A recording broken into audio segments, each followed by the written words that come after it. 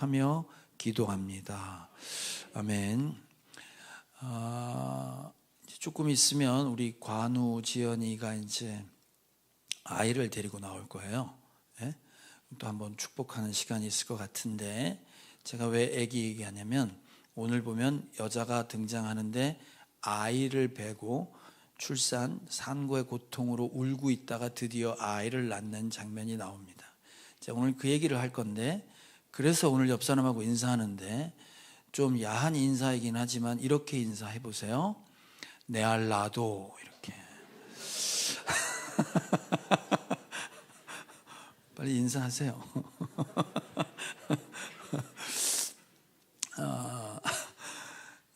오늘 이제 12장으로 넘어오는데, 이제 계시록에 자꾸 큰 그림을 그려보면 이제 7인 7나팔까지 갔어요.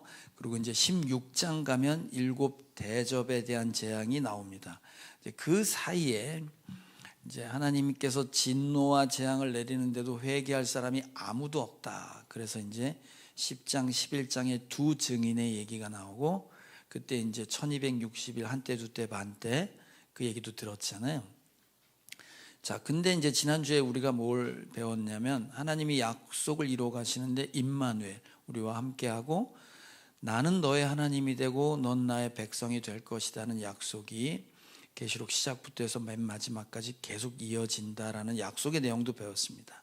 자, 오늘 12장의 얘기는 어떤 얘기냐면 그 약속을 어떤 식으로 이루어 갈 것인가입니다. 계시록은 처음 시작할 때 이 말씀을, 요한이 이제 환상을 통해 받은 말씀인데, 이 말씀을 읽는 자와 듣는 자와 지키는 자는 복이 있다. 계시록 맨 마지막 가면 이 말씀을 더하지도 말고 빼지도 말라. 예수님 곧 오신다. 이제 이렇게 마무리가 돼요. 그러니까 들었던 환상의 양쪽 끝에 있고 그 중간쯤이 지금 우리가 읽는 12장, 13장, 14장, 15장의 내용이 중간에 딱 끼어 있어요. 이 내용은 오늘 읽은 여인과 용이라고 하는 악한 것들과의 싸움에 대한 전쟁 이야기가 나오고, 14장, 15장 가면 전쟁에서 이긴 자들이 부르는 노래, 찬양의 내용들이 나옵니다. 그래서 이 두 12장부터 15장의 내용을 잘 정리하면 계시록 전체 그림을 그릴 수 있습니다. 그래서 오늘 첫 번째 12장의 첫 번째 얘기는 무슨 내용이 나오냐면, 한 여인이 등장을 해요. 한 여인이 등장을 하는데, 이 여인을 어떻게 모습을 그려놨냐면 표징을 봤대. 이 표징은 사인입니다. 사인. 이 일이 실제 일이 아니라 이 그림을 통해서 주시고 싶은 말씀이 있는 거예요. 한 여인이 태양입니다. 태양을 두르고 달을 밟고 별, 12별을 머리에 쓰고 등장을 하는 여인이 있어요. 근데 이 여인은 지금 어떤 상태냐면 임신을 했어요. 아기가 곧 나오려고 해요. 그러니까 이제 아기를 낳으려면 힘을 줘야 되잖아. 그 고통이 얼마나 큰지 아기를 낳아보신 분들은 아실 거예요. 전 몰라요. 어쨌든 울부짖고 있어요. 아파서 울고 아기를 낳기 위해서 애쓰고 있는 모습이 나오고, 그런데 이제 그 앞에 한 마리의 용이 등장을 하는데, 용 이야기는 다음 주에 할 겁니다. 악한 존재가 아기를 낳기만 하면 삼키려고 기다리고 있는 거예요. 그러다가 드디어 이제 이 여자가 아이를 낳습니다. 아이를 낳는데 놀랍게도 하나님이 그 아이를 하늘로, 보좌로 데리고 올라가시고, 그럼 여자는 어떻게 되어 있냐? 그 용을 피하여 광야로 숨어 들어가는데, 거기서 1260일 동안 양육받는 내용이 오늘 1절부터 6절까지의 내용이에요. 자, 그럼 오늘 이제 배울 건 뭐냐면 여인과 아이입니다. 도대체 이 여자는 누구고 난 애는 누구냐 이 말이에요. 근데 오늘 본문 가운데 보면 낳은 아들, 이 여자가 낳은 아이가 누군지 설명하고 있어요. 자, 12장 5절을 한번 봅시다. 12장 5절 시작. 마침내 그 여자는 아들을 낳았습니다. 그 아기는 장차 쇠 지팡이로 만국을 다스릴 분입니다. 철창 권세로 온 만물과 만국을 다스리는 자가 누구예요? 예수님이지, 예수님. 그러니까 낳은 아이는 누구예요? 예수님이에요. 예수님. 그럼 예수님을 낳은 이 여자는 누구냐 이거야. 예수님을 낳은 여자가 누구지? 어떻게 알았어요? 마리아예요. 마리아. 그럼 이 마리아가 지금 태양을 두르고 이러고 있냐? 그 얘기 아닙니다. 그 얘기 아니에요. 다른 얘기니까 오늘 이제 그걸 배울까요? 마리아 얘기는 내가 시간 날 때 다음에 한번 해줄게요. 자, 이 여인의 모습을 뭐라고 표현하면 해, 달, 별을 걸치고 있대요. 이런 여자의 모습이 등장을 해요. 그러면 이제 우리가 계시록 계속 공부해서 알잖아요. 이게 무슨 말인지 잘 모르는데 실제 이 당시에 있던 사람들은 해, 달, 별을 걸치고 있는 한 여인의 모습은 뭘 얘기하는지 구약 성경에 나타나 있는 모든 성경이란 말은 신약 성경이 아니라 구약 성경이에요. 구약 성경. 예수님 당시에 있던 사람들은 신약 성경이 없었어요. 그분들에게 갖고 있는 성경책은 구약 성경이에요. 그러니까 제가 자꾸 구약 얘기를 하는 건 이 내용들이 다 구약에 이미 나온 내용이고 구약을 다 아는 사람들은 해, 달, 별 하면 뭘 말하는지를 알았단 말이에요. 그 당시 사람들한테는 어려운 얘기가 아니었어요. 우리 이제 성경을 잘 안 보니까 어려운 얘기고, 그럼 해, 달, 별을 대표적으로 몇 가지만 볼 건데, 자, 시편 89편에 해, 달, 별이 나와요. 한번 봅시다. 시작. 그 자손이 영원토록 이어지고 그 왕위는 내 앞에서 태양처럼 있을 것이니 저 달처럼 구름 속에 있는 진실한 증인처럼 영원토록 견고하게 서 있을 것이다. 왕위는 태양처럼 있고 그 진실한 증인처럼 구름 속에 있는 달처럼 바뀌지 않고 견고하게 서 있는 왕이, 이건 뭐냐면 다윗이 쓴 글인데 다윗에게 주신 말씀이에요. 네 후손으로 올 그분은, 그 왕위는 영원할 것이다. 태양처럼 달처럼. 누구 얘기하는 거냐면 구원자 예수님 그리스도를 얘기하는 거예요. 저 시가. 그러니까 그리스도의 영광이 해처럼 달처럼 절대로 변하지 않고 영광스러운 모습으로 왕위가 이어질 것이다에 대한 내용이에요. 자, 시편 8편 한번 또 봐요. 또 나와요. 시작. 주님께서 손수 만드신 저 큰 하늘과 주님께서 친히 달아놓으신 저 달과 별들을 내가 봅니다. 사람이 무엇이기에 주님께서 이렇게까지 생각하여 주시며 사람의 아들이 무엇이기에 주님께서 이렇게까지 돌보아 주십니까? 주님께서는 그를 하나님보다 조금 못하게 하시고 그에게 존귀하고 영화로운 왕관을 씌워주셨습니다. 주님께서 손수 지으신 만물을 다스리게 하시고 모든 것을 그의 발 아래에 두셨습니다. 사람 얘기하는 것 같은데 저 뒤로 가면 만물을 다스리고 그의 발 아래에 두었다 이 말이에요. 해, 달, 별을 세상에 만드신 하나님이 모든 만물을 발 아래에 두었다. 여인이 달을 밟고 있다고 했잖아요. 해를 걸치고. 그러니까 해, 달, 별 모든 것을 통치하고 다스리는 그리스도에 대한 얘기예요. 그러니까 해와 달과 별을 걸쳤단 말은 구원자 예수 그리스도의 영광과 그의 통치권의 상징을 걸쳤다 이 말이에요. 그러니까 이 여인은 누구냐면 그리스도의 천상의 영광과 그 통치권을 소유한 여인으로 등장합니다. 그런데 이 여인을 뭐라고 설명하냐면 아이를 임신해서 출산의 고통으로 소리 지르고 있는 여자로 표현해. 그러면 성경 속에 임신한 여자가 애를 낳기 위해서 애쓰는 여인의 모습이 굉장히 많이 나와요. 구약 내내 나와. 어떤 사람한테 누구에게 쓴 글이 임신한 여인으로 나오냐면 자, 이렇게 나와요. 자, 이사야 26장을 한번 봅시다. 그러니까 임신한 여자가 누구가 한번 찾아봐요. 여기서 누굴 얘기하는지. 시작. 그러나 주님께서 그들을 징계하실 때 주님의 백성이 환난 가운데서 주님을 간절히 찾았습니다. 그들이 간절히 주님께 기도하였습니다. 마치 임신한 여인이 해산할 때가 닥쳐와서 고통 때문에 몸부림치며 소리 지르듯이 주님, 우리도 주님 앞에서 그렇게 괴로워하였습니다. 이사야 선지자가 바벨론 포로로 끌려간 이스라엘 백성이 당하고 있는 고통 가운데 이 고통에서 벗어나고 싶다고 울부짖는 내용을 임신한 여자가 애를 낳기 위해 소리 지르는 걸로 얘기했어요. 그러면 여기서 지금 임신한 여인으로 표현된 사람은 누구냐면 끌려가서 포로로 망하고 있는 이스라엘을 얘기하는 거예요. 이스라엘. 무슨 말이냐면 우리나라 일제시대 때 독립운동 했잖아요. 독립운동가들이 죽으라고 운동을 하는데 뭘 기다리겠어? 해방을 기다릴 거 아니야. 해방이 금방 왔어요? 안 왔잖아요. 36년 동안 오지 않았어요. 그러니까 여기서 벗어나고 싶어서 애쓰고 울부짖는 모습을 임신한 여인이 애를 낳기 위해 소리 지르는 것으로 표현한 거예요. 자, 한번 또 볼게요. 이사야 66장 시작. 시온은 진통이 오기도 전에 해산한다. 해산의 고통이 오기도 전에 아이를 낳는다. 누가 이런 일들을 들은 적이 있느냐? 누가 이런 일을 본 적이 있느냐? 나라가 어찌 하루에 생길 수 있으며 민족이 어찌 한순간에 태어날 수 있겠느냐? 그러나 시온은 진통이 오자마자 아들을 낳았다. 바로 내가 아이를 못해서 나오게 하거늘 어찌 내가 아이를 낳게 할 수 없겠느냐? 주님께서 말씀하신다. 아이를 낳게 하는 이가 나이거늘 어찌 내가 아이를 못 나오게 막겠느냐? 너의 하나님께서 말씀하신다. 빨리 좀 구원해 주세요. 그런데 구원이 안 오는 거예요. 그래서 하나님한테 투정을 부린 거지. 근데 하나님 말씀이 뭐냐면, 야, 어떻게 나라가 하루아침에 만들어지겠냐? 근데 나는 이 세상을 만든 자야. 아이를 못 낳아서 소리 지르고 있니? 내가 아이를 금방 낳게 해줄게. 이 말은 뭐냐면 구원이 임한다 이 말이에요. 그래서 구약 내내 이스라엘 민족은 자기 힘으로 할 수 없었던 거지. 나라는 다 망해서 흩어지고 군대도 없고 돈도 없고 아무런 능력도 없는 거예요. 고통만 받고 있어요. 그래서 이 사람들은 뭘 기다렸어요? 구원자, 나를 여기서 건져줄 자를 기다린 거예요.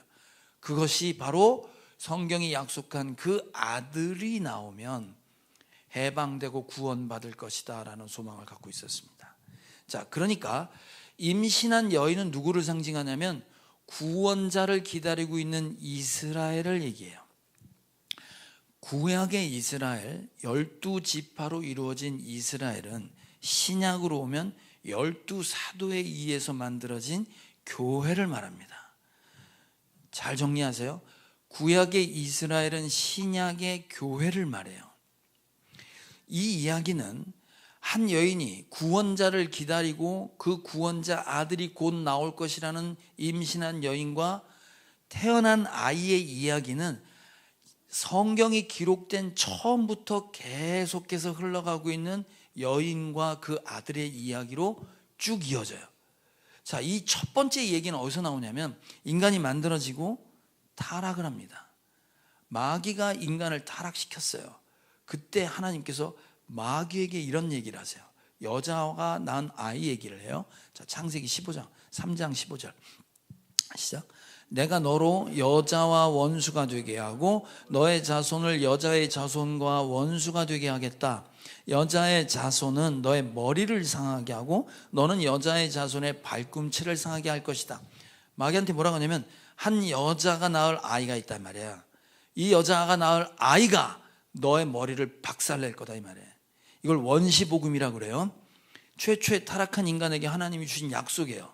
여자가 아이를 낳을 것인데 그 아이가 이 세상을 멸망시킨 멸망한 마귀를 때려잡을 사람으로 등장하고 구원할 것이다 라고 약속을 주세요. 이 약속은 구약의 역사를 따라 쭉 흐르다가 누군가의 꿈에 나타나요. 해와 달과 별이 절을 하는 꿈을 꿔요. 누굴까? 요셉이라는 사람입니다. 자, 꿈쟁이 요셉의 이야기예요. 창세기 37장입니다. 자, 여기 해, 달, 별이 등장하는 꿈 얘기예요. 시작. 얼마 뒤에 나는 또 다른 꿈을 꾸고 그것을 형들에게 말하였다. 들어보셔요. 또 꿈을 꾸었어요. 이번에는 해와 달과 별 11개가 나에게 절을 했어요. 그가 아버지와 형들에게 이렇게 말할 때 그의 아버지가 그를 꾸짖었다. 내가 꾼 그 꿈이 무엇이냐? 그래, 나하고 너의 어머니하고 너의 형들이 함께 너에게로 가서 땅에 엎드려서 너에게 절을 할 것이란 말이냐? 아들이, 막내 아들이 이제 얘기하는 거야. 내가 꿈을 꿨는데 별 11개가 나한테 절하고 달도 절하고 해도 절한다. 그러니까 아버지 야곱이 뭐라고 하냐면 그걸 설명을 해줘. 야, 그럼 아버지인 내가, 엄마인 네 엄마가, 그리고 네 형들이 너한테 절한단 말이냐? 해를 뭐로 표현한 거야? 야곱. 그죠? 달은 어머니 레아. 원래는 라헬인데 레아가 됐잖아. 엄마는 죽고. 그러니까 엄마, 아버지를 해, 엄마를 달, 형들을 별. 자, 여러분, 이게 절을 한다고 하니까 우리는 요셉의 꿈 얘기를 뭐 어떻게 생각하냐면 요셉이 나중에 이제 이집트의 총리가 되잖아요. 그래서 다 와서 절을 한단 말이야. 그러니까 이 사람들이 이 요셉이 성공해서 사람들이 자기한테 와서 절을 한다고 생각하는데 창세기 30절 보면 아버지가 그 꿈을 잘 기억해 두었다 그래요. 그리고 그 아버지가 그 꿈이 뭔지를 나중에 설명을 해. 어떻게 설명하냐면 야곱이 죽을 때가 됐어요. 죽을 때가 돼서 자식들을 불러놓고 유언을 하는데 야곱의 자식이 12아들이 있었어. 이 12아들이 12지파가 되고 이 사람들에 의해서 이스라엘이 만들어져요. 그 이스라엘을 통해서 누가 나오냐면 예수님이 나오시잖아요. 여러분 생명의 삶에서 배웠는데 예수님이 어느 지파 사람이게? 어떻게 알았어? 유다 지파 사람, 유다 지파. 근데 꿈은 요셉이 꿨단 말이야 지금. 그런데 유다에게 유언을 하는데 야곱이 요셉의 꿈 얘기를 갖고 와서 유다한테 이렇게 설명을 해요. 자, 창세기 49장 시작. 유다야, 너의 형제들이 너를 찬양할 것이다. 너는 원수의 멱살을 잡을 것이다. 너의 아버지의 아들들이 내 앞에 무릎을 꿇을 것이다. 유다야, 너는 사자 새끼 같을 것이다. 나의 아들아, 너는 움킨 것을 찢어먹고 굴러 되돌아갈 것이다. 엎드리고 웅크리는 모양이 숫사자 같기도 하고 암사자 같기도 한 누가 감히 범할 수 있으랴. 임금의 지휘봉이 유다를 떠나지 않고 통치자의 지휘봉이 자손 만대까지 이를 것이다. 권능으로 그 자리에 앉을 분이 오시면 만민이 그에게 순종할 것이다. 네 후손에게 누군가 올 건데 그가 오면 이 세상 모든 만물이 그 앞에 무릎을 꿇고 순종하게 될 것이다. 절하게 될 것이다 이 말이에요. 그러니까 요셉이 꿈은 요셉이 총리가 되는 꿈이 아니라 메시아에 대한 꿈이었어요. 구원자에 대한 꿈이었어요. 그 꿈 이야기는 이어져서 누구에게로 또 넘어가냐면 다윗에게 넘어갑니다. 다윗에게도 아들 이야기를 또 하세요. 자, 사무엘하 7장입니다. 시작. 너의 생애가 다하여서 내가 너의 조상과 함께 묻히면 내가 네 몸에서 나올 자식을 후계자로 세워서 그의 나라를 튼튼하게 하겠다.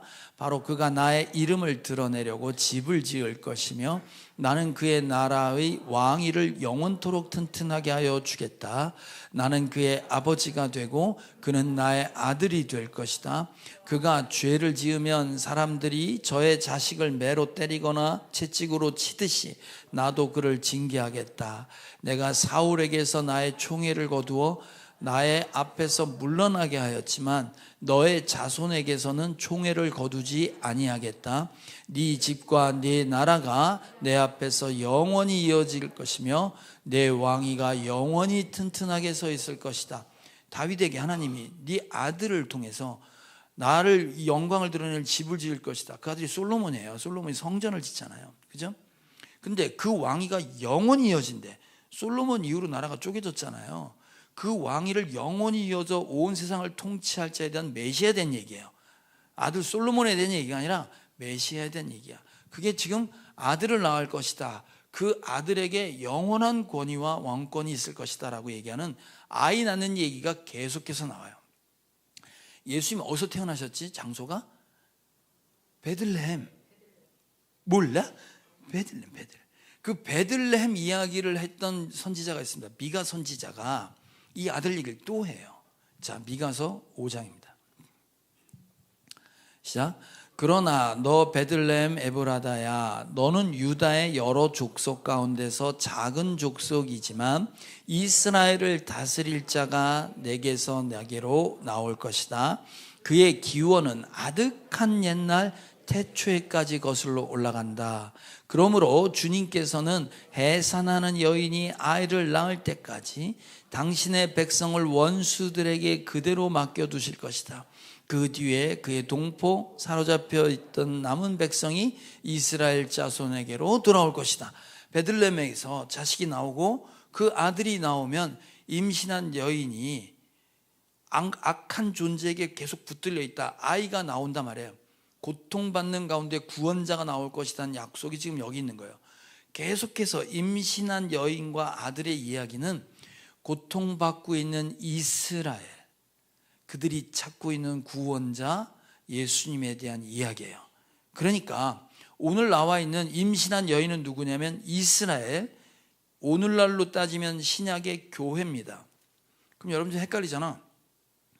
구약의 이스라엘이 기다렸던 구원자 예수님이 오셨으니까 이스라엘이 예수를 낳았다는 말은 이해가 가는데, 우린 예수님 나오고 난 다음에 신약 시대에 사는 사람인데 우리가 또 애를 낳는데 예수님이란 말이냐, 이렇게 생각하시는데, 같은 얘기예요. 이스라엘이 교회라고 그랬잖아요. 예수님이 직접 하신 말씀이었어요. 예수님 이제 십자가에 죽으시니까 제자들이 벌벌벌 떨어요. 그랬더니 예수님이 여기다 대고 무슨 얘기를 하면 임신한 여자 얘기를 해요. 그러면서 너희가 아이를 낳을 것이다 라는 얘기를 또 해. 이미 나왔는데 예수님. 자, 요한복음 16장 얘기입니다. 시작. 내가 진정으로 진정으로 너에게 말한다. 너희는 울며 애통하겠으나 세상은 기뻐할 것이다. 그러나 너희가 근심에 쌓여도 그 근심이 기쁨으로 변할 것이다. 여자가 해산할 때에는 근심에 잠긴다. 진통할 때가 왔기 때문이다. 그러나 아이를 낳으면 사람이 세상에 태어났다는 기쁨 때문에 그 고통을 더 이상 기억하지 않는다. 이와 같이 지금 너희가 근심에 쌓여 있지만 내가 다시 너희를 볼 때에는 너희의 마음이 기쁠 것이며 그 기쁨을 너희에게 빼앗을 사람이 없을 것이다. 죽음을 앞두고 예수님이 나를 다시 볼 땐 기쁠 것이다. 그럼 예수님이 다시 보는 건 무슨 사건을 얘기하는 거야? 부활의 사건. 자, 그러니까 정리를 할게요. 이 얘기는 지금 어떻게 가는 얘기냐면, 임신한 여인 해와 달과 별을 가지고 있는 예수 그리스도를 탄생시킬 구약의 이스라엘, 신약의 12사도 교회가 예수님을 낳았다 이 말이에요. 이 말은 무슨 말이냐면 이스라엘이 기다린 건 출산해서 애를 보는 거잖아. 그런 거잖아요. 그러니까 뭘 기다렸다는 말은 무슨 말이냐면 우리에겐 누가 필요하다는 거야? 구원자 예수님이 필요합니다 라는 거예요. 이걸 지금 그림으로 그려놓은 게 임신한 여인이 울부짖고 드디어 그 아이가 태어난 걸로 그려내고 있고, 성경 전체가 창세기부터 태초부터 시작됐던 아이의 이야기가 오늘 계시록 2장면에서 지금 완성되고 있는 거예요. 그러면 우리는 지금 어떤 입장에 있냐면, 오늘 보니까 예수님은 부활하고 승천, 하늘로 올라가셨다 다시 오신다고 그랬잖아요.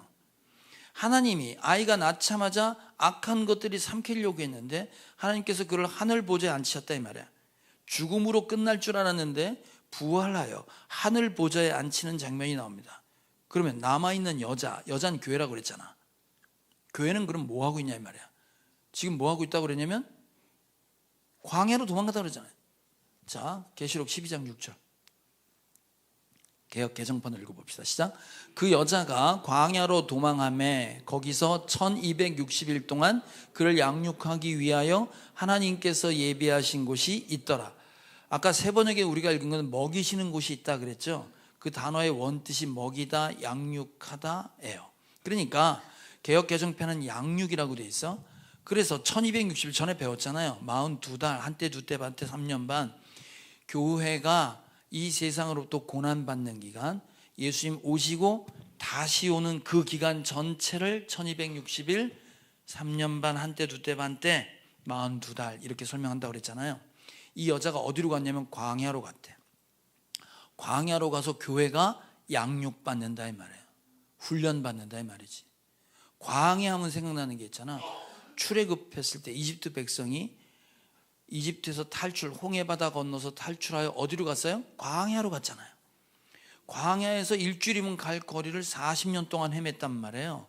40년 동안 하나님이 훈련시키고 양육시킨 이유를 설명한 게 있잖아. 신명기에 보면 너희는 떡으로 사는 게 아니라 하나님의 입에서 나오는 말씀으로 사는 거야. 이걸 알려주려고 했다 이 말이에요. 오늘날로 바꾸면 이런 말이에요. 사람은 돈으로 사는 게 아니야. 말씀이 육신이 되어 오신 분이 예수님, 말씀은 곧 예수님이세요. 우리는 말씀으로 사는 거야, 예수님으로 사는 거야. 이거 훈련시키고 양육시키려고 광야로 하나님이 몰아내셨다 이 말이에요. 그래서 지금 교회는 어디에 있냐면 1260일 동안 주님 다시 오실 때까지 광야에서 훈련받고 있는 거야. 그게 지금 여러분과 저란 말이에요. 자, 그러면 우리가 여기서 중요하게 알아야 되는 게 있습니다. 과연 이스라엘 민족이 해산의 고통을 겪으면서 소리 지르는,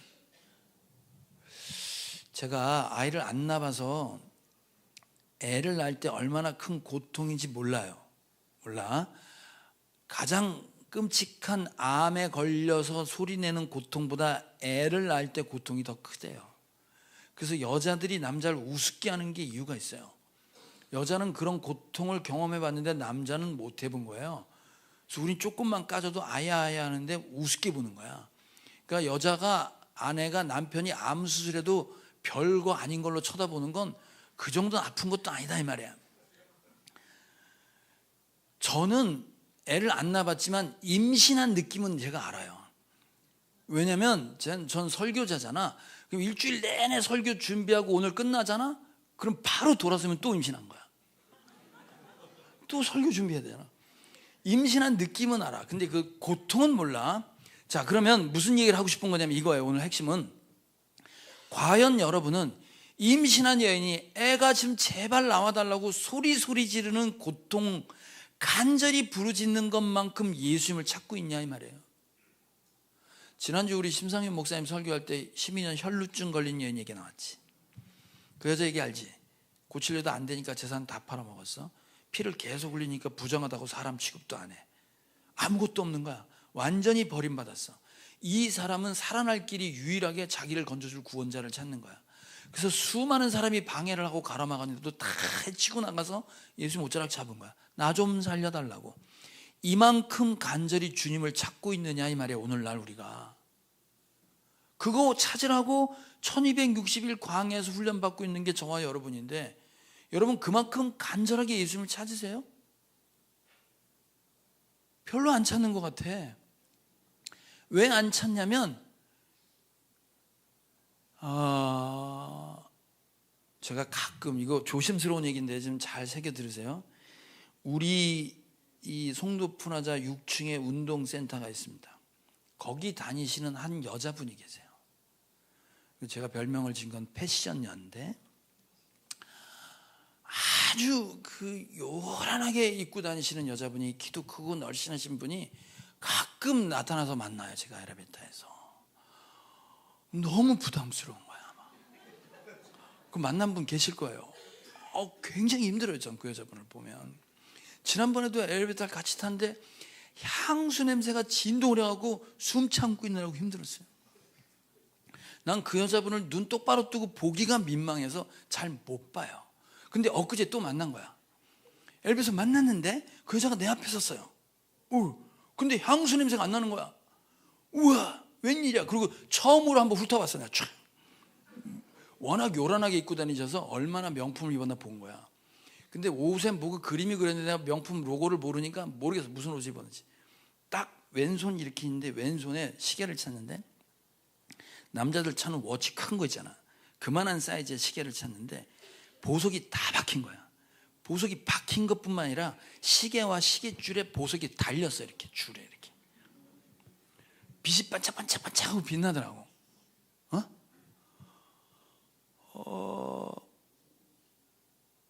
그런 걸 차고 있으면 예수님 별로 안 찾게 된다 이 말이야.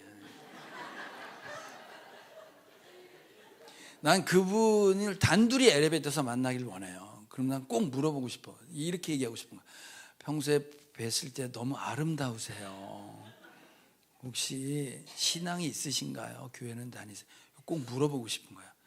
그분이 오실 수 있기 때문에 이제 조심스럽다고 얘기하는 거야. 이상하게 얘기하지 마 어디 가서. 여러분, 성경에 보면, 이제 계시록에 보면 두 여자가 등장합니다. 한 여자는 오늘 읽은 교회를 말해요.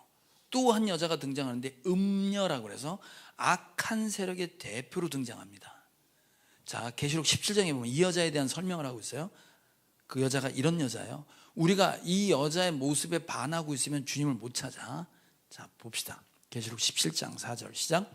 이 여자는 자주색과 빨간색 옷을 입고 금과 보석과 진주로 꾸미고 손에는 금잔을 들고 있었는데 그 속에는 가증한 것들과 자기 음행에 더러운 것들이 가득하였습니다. 그리고 이마에는 땅의 음녀들과 가증한 것들의 엄이 큰 바벨론이라는 비밀의 이름이 적혀 있었습니다. 그리고 나는 그 여자가 성도들의 피와 예수의 증인의 피에 취해 있는 것을 보았습니다. 명품 옷을 입고, 명품이 나쁘다는 얘기가 아니야. 좋은 옷을 입고, 금잔을 들고 다 치장을 했어. 보석으로 다 치장을 했어. 근데 그 여자 이마에 뭐라고 써있냐면 큰 바벨론이라고 써 있다는 거야. 바벨론은 이 세상의 영광과 성공을 얘기한다고 그랬잖아요. 이 여자 성공한 여자야. 성공한 여자야. 그리고 거기에는 음행이 있대. 그러니까 이 세상의 쾌락은 다 가지고 있는 거야, 이 여자가. 돈도 갖고 있고 자랑할 게 너무 많은 거야. 그리고 이 여자는 예수를 믿는 사람들을 우습게 본다 이 말이야. 저것들 하면서 우습게 보는 이 여자의 모습이 등장하고 있습니다. 혹시 이 중에 우리가 교회 나와서 간절히 정말 간절히 부르짖고 찾는 게 이 여자가 걸치고 있거나 들고 있는 거이면 곤란하다 이 말이야. 그러면 누가 예수님 찾겠냐 이거야. 그래서 여기서 여러분 우리가 잘 알아야 되는 건 뭐냐면, 내가 여러분이 지금 자랑하는 거, 여자가 지금 자랑하고 있잖아. 그저 명품 시계를 그 누가 봐줘야 되니까 난 봐준 거예요. 봐달라고 해서. 아무도 안 보면 얼마나 속상하겠어요. 그러니까 내가 자랑할 게 많잖아요, 여러분. 내가 지금 자랑하는 게 뭘 자랑하는지 한번 생각해 보란 말이야. 내가 자랑질을 하고 있는 게 자칫하면 예수님 자랑하는 것 같은데 딴 거 자랑해서 사람들이 간절히 예수님을 찾는 게 아니라 다른 것 찾게 만드는 통로로 쓰임받을 수 있단 말이에요. 제가 세미나를 하는데 염려돼서 드리는 말씀이에요. 교회 영성이 그 정도는 아니라고 생각하지만 그래도 말씀드리는 이유가 있어요. 세미나는 뭐냐면, 저희가 가정교회를 한 지 17년 됐어요. 2017년도에 전환을 했으니까 지금 7년 차란 말이에요. 그리고 이제 다른 교회에서 이 교회가 가정교회를 잘한다고 하니 배우러 온다는 거예요. 30분의 다른 교회 교인들이. 그러면 그분들이 오실 때는 꼭 그런 건 아니지만 우리 교회보다 작은 교회일 가능성이 훨씬 많습니다. 왜냐하면 교회가 전체 80%가 미자립 교회예요. 오늘도 2시에 예배하는 목사님이 가족 식구 셋이서 예배해요. 작은 교회에서 성도들을 보내서 보고 배우라고 하는 거야. 그럼 기본적인 판이 어떻게 깔리냐면, 우리는 잘하고 있으니까 보고 배우세요, 이렇게 나올 수 있단 말이야. 맞아 안 맞아요? 그럼 필연적으로 자랑질을 하게 돼 있다니까. 우린 목장 이렇게 해요, 우린 예배 이렇게 해요, 이렇게 자랑할 가능성이 많습니다. 여러분, 우린 지금 상가교회잖아요. 믿으세요, 여기 상가예요. 상가교회인데 우리 교회 문 열고 들어오면요, 작은 교회들은 이 공간만 봐도요 와 할 수 있어요. 야, 이 정도만 넓으면 우리 교회가 얼마나 좋을까 하는 교인도 있을 수 있잖아요. 여러분 담임 목사가 좋아요, 싫어요? 어디 가서 자랑해요, 안 해요? 하잖아요. 우리 목사님 흰머리가 났고 외모로 봐도 30대 목사님을 이긴다. 가로 열고 심 이렇게 가로 닫고가 들어가야 되지만 어쨌든 자랑을 한다고. 자랑을 하면 이 교회 오신 분이 보고, 우리 교회는 안 그런데, 우리 목사님은 안 그런데 할 수 있어요. 맞죠?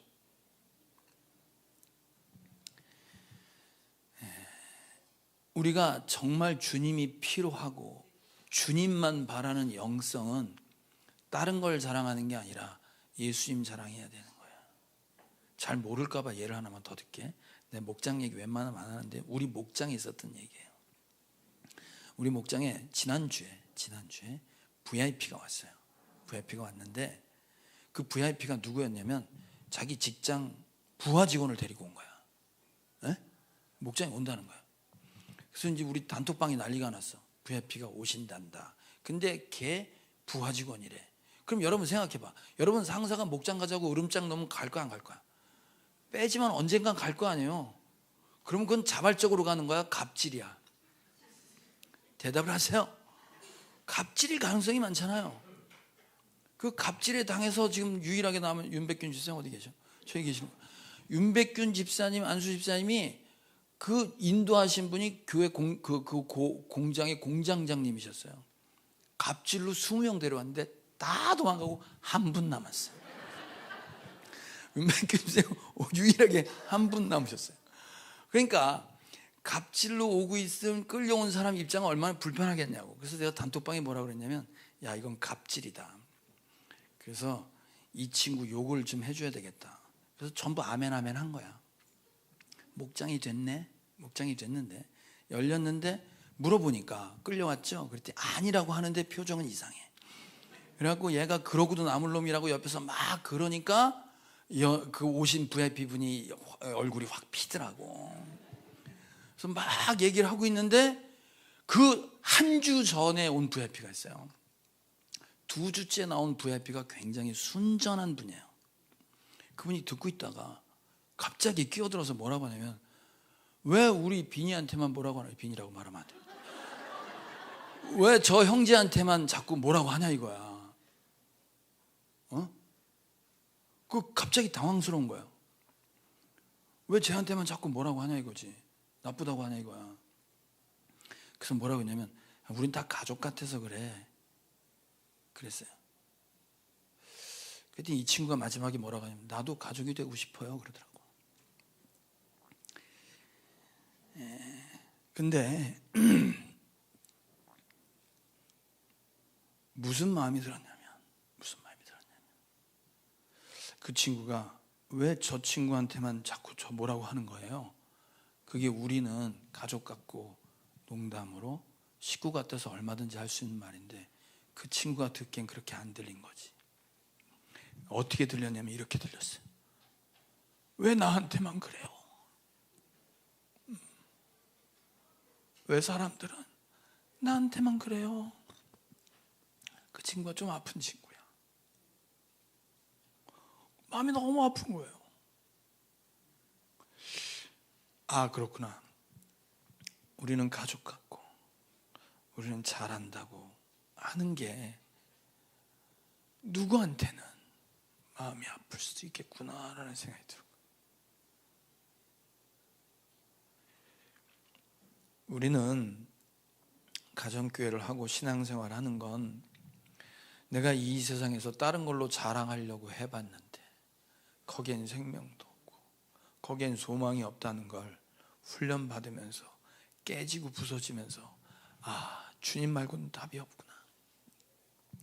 그걸 알아가고 배워가는 거잖아요. 신앙생활 잘 하시는 분은 다른 걸 자랑할 게 아니라 나는 아무것도 할 수 없고 내 힘으로 해보려니 안 되는 거야. 안 바뀌는 거예요. 그래서 성경대로 해보려고 애쓰는데도 안 돼.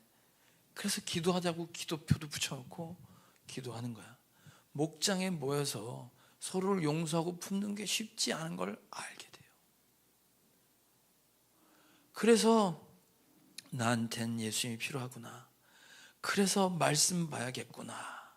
진짜 답은 말씀밖에 없구나. 주님 나와 함께 하지 않으면 이길 방법이 없구나. 성령 세례 받고 성령 충만하지 않으면 매번 자빠지고 쓰러져서 세상 자랑질하다 끝나겠구나. 이게 우리 자랑이 돼야 된단 말이에요. 나한텐 진짜 주님밖에 없어요. 예수님 오지 않으면 이 상황에서 벗어날 길이 없으니 하나님 날 좀 도와주세요 라고 하고 엎어지는 그 영성으로 세미나를 준비하고 여러분의 신앙의 삶이 그렇게 낮아지길 주님의 이름으로 축복합니다. 찬양하고 기도합시다.